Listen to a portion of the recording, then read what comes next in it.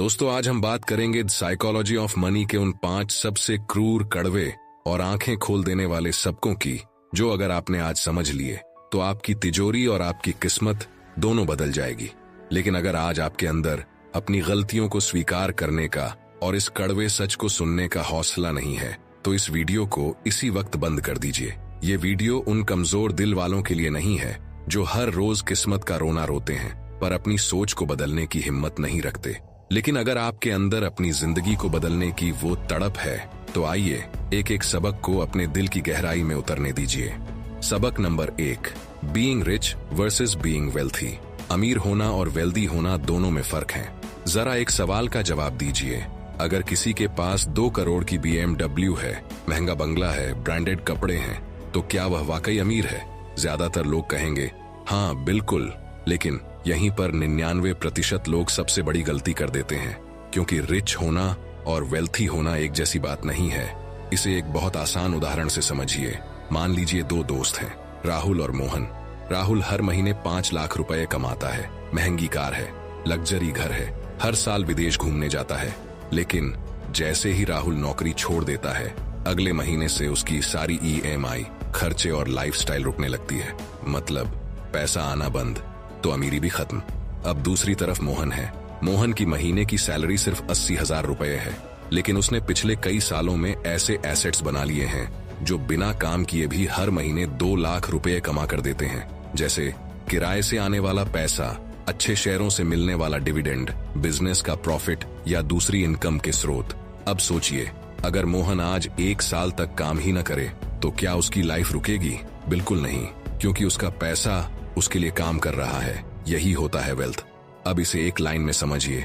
Rich वह है जो खुद पैसे के लिए काम करता है, लेकिन वेल्थी वह है जिसके लिए पैसा काम करता है। अब इसे और आसान भाषा में समझते हैं। अगर आप हर दिन बाजार जाकर आम खरीदते हैं तो आपके पास आम है, लेकिन जैसे ही पैसे खत्म, आम भी खत्म। यह रिच होने जैसा है। लेकिन अगर आपके घर में आम का पेड़ लगा है तो हर साल बिना खरीदे आम मिलते रहेंगे। यही वेल्थ है। रिच मतलब फल खरीदना, वेल्थी मतलब फल देने वाला पेड़ लगाना। और यही बात पैसे पर भी लागू होती है।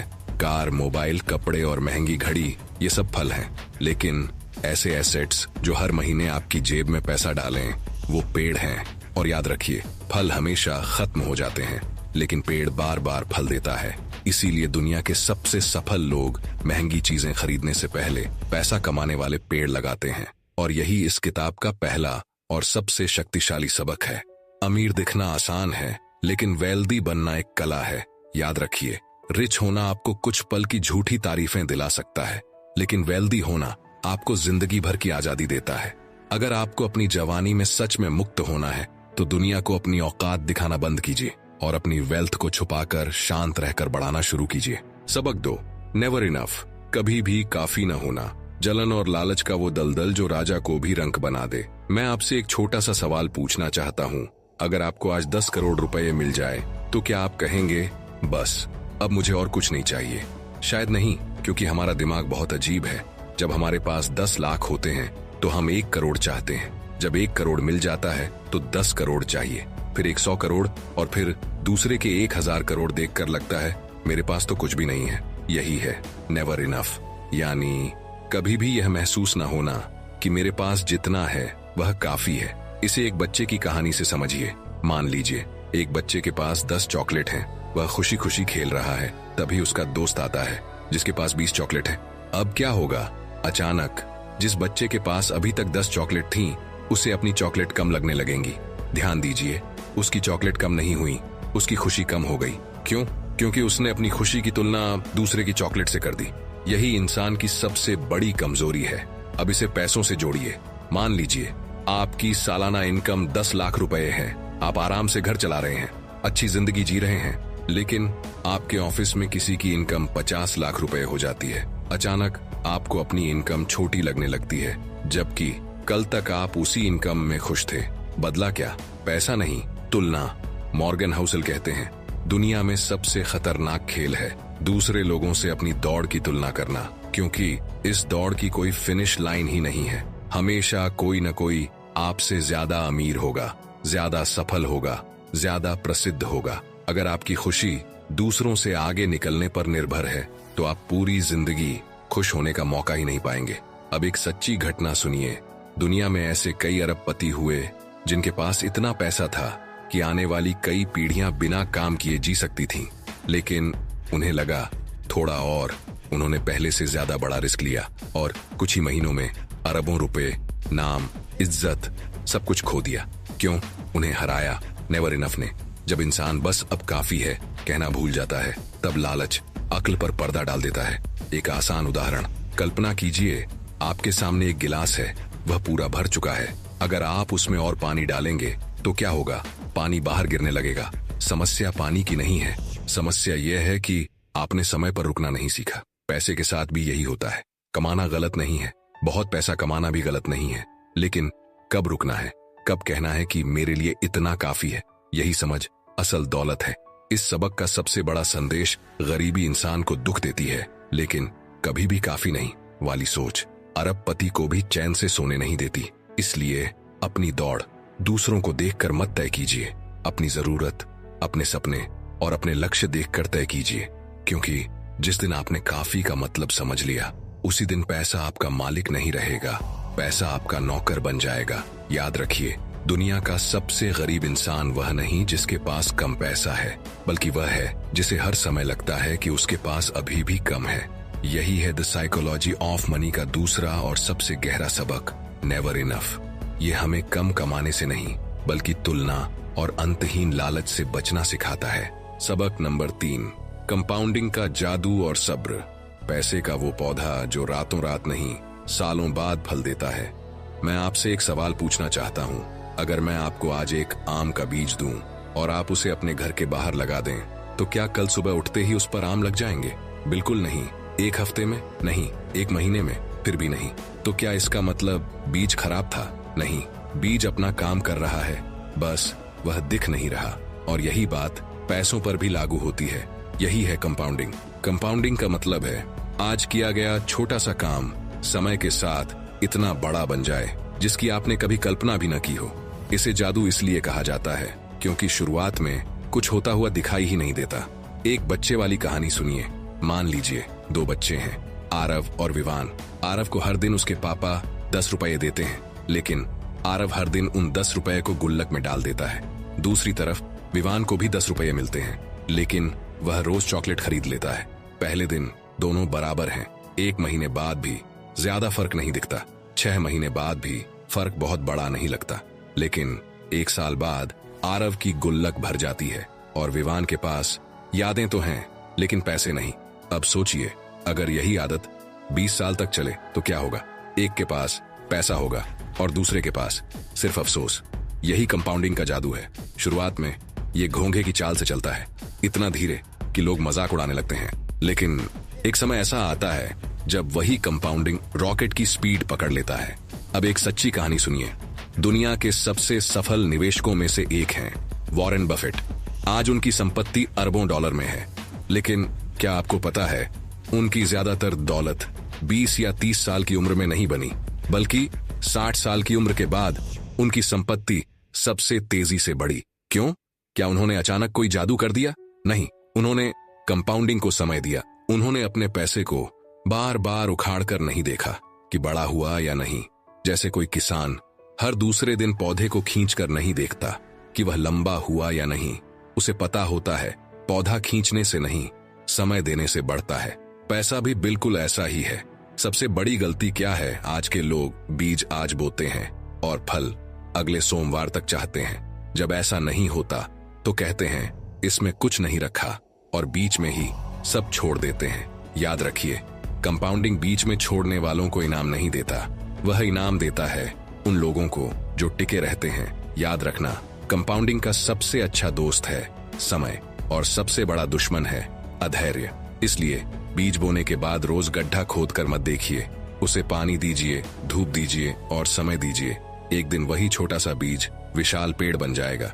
इस सबक का सबसे बड़ा संदेश, लोग सोचते हैं बड़ा पैसा बड़े फैसलों से बनता है, लेकिन मॉर्गन हुसेल कहते हैं नहीं, बड़ा पैसा छोटे छोटे सही फैसलों को लंबे समय तक दोहराने से बनता है। यानी हर महीने थोड़ा निवेश, हर दिन थोड़ा सीखना हर दिन थोड़ा बेहतर बनना, यही छोटी छोटी चीजें एक दिन आपकी पूरी जिंदगी बदल देती हैं। याद रखना दोस्तों, रातों रात कोई पेड़ नहीं बनता और रातों रात कोई अमीर भी नहीं बनता। जो लोग समय पर भरोसा करते हैं, समय एक दिन उन्हें दुनिया से अलग बना देता है। यही है साइकोलॉजी ऑफ मनी का तीसरा और सबसे प्रेरणादायक सबक। कंपाउंडिंग का जादू सिर्फ पैसों में नहीं, बल्कि आदतों, ज्ञान, रिश्तों और जीवन के हर अच्छे काम में छिपा होता है। लेकिन यह जादू केवल उन लोगों को दिखाई देता है जिनके पास इंतजार करने का सब्र होता है। सबक number 4, freedom is the ultimate dividend. आजादी ही असली दौलत है। मैं आपसे एक सवाल पूछना चाहता हूँ।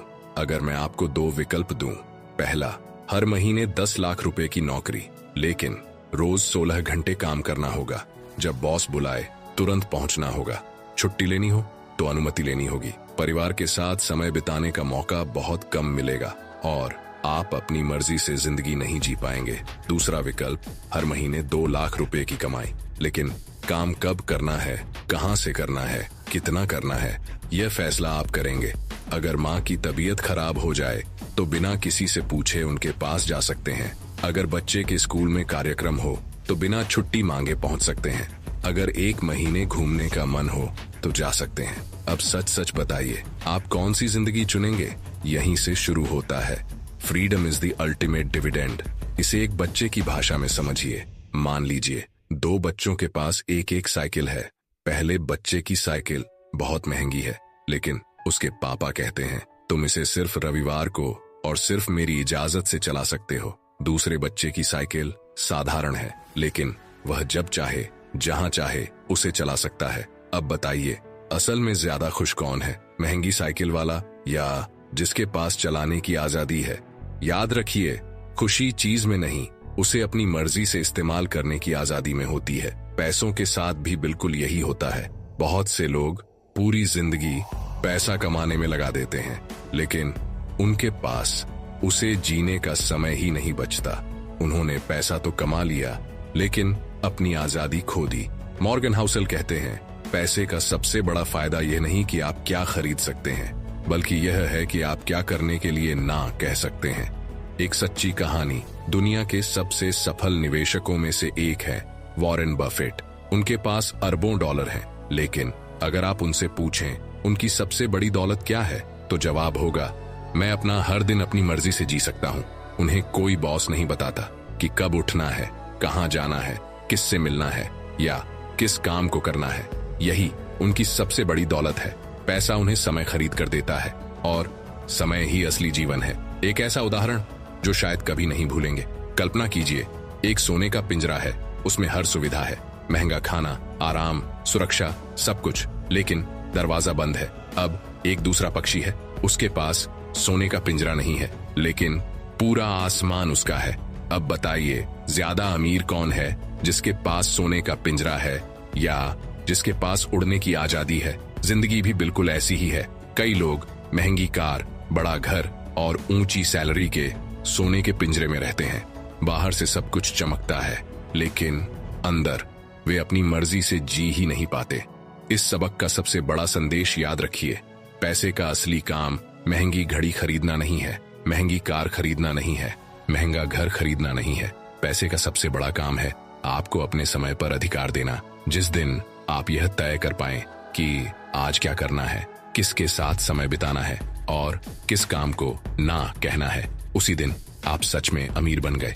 याद रखना दोस्तों, जिसके पास सबसे ज्यादा पैसा है वह सबसे अमीर नहीं होता। जिसके पास अपने समय पर सबसे ज्यादा अधिकार है वही सबसे अमीर होता है। याद रखना, महंगी घड़ी खरीदने से कोई अमीर नहीं बनता। अमीर वह बनता है जिसके पास उस घड़ी में दिखने वाले समय को अपनी मर्जी से जीने की आजादी हो।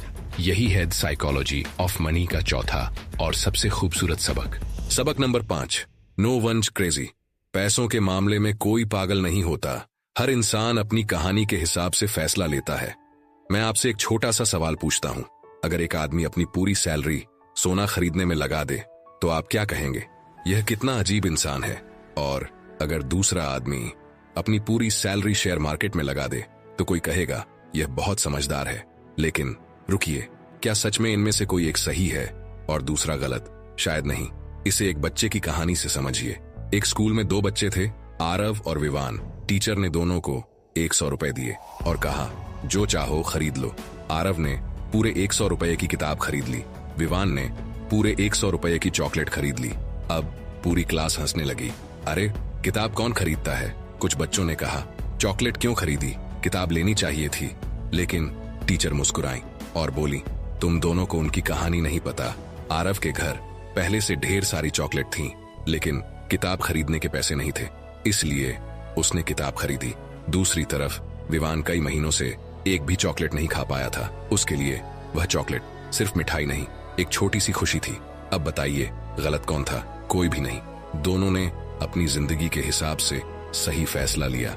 जिंदगी में भी बिल्कुल ऐसा ही होता है। आपने देखा होगा, कोई अपनी कमाई का हर पैसा जमीन खरीदने में लगाता है, कोई एफडी करवाता है, कोई सोना खरीदता है, कोई शेयर मार्केट में निवेश करता है और कोई बैंक में पैसा पड़ा रहने देता है। हम अक्सर कहते हैं, इसे पैसे की समझ ही नहीं है। लेकिन क्या आपने कभी सोचा, शायद उसने कुछ ऐसा देखा हो जो आपने कभी देखा ही नहीं। एक सच्चा उदाहरण मान लीजिए, दो लोग हैं। पहला ऐसे परिवार में बड़ा हुआ जहां उसने बचपन में देखा कि एक दिन बैंक बंद हो गया और परिवार की सारी बचत फंस गई।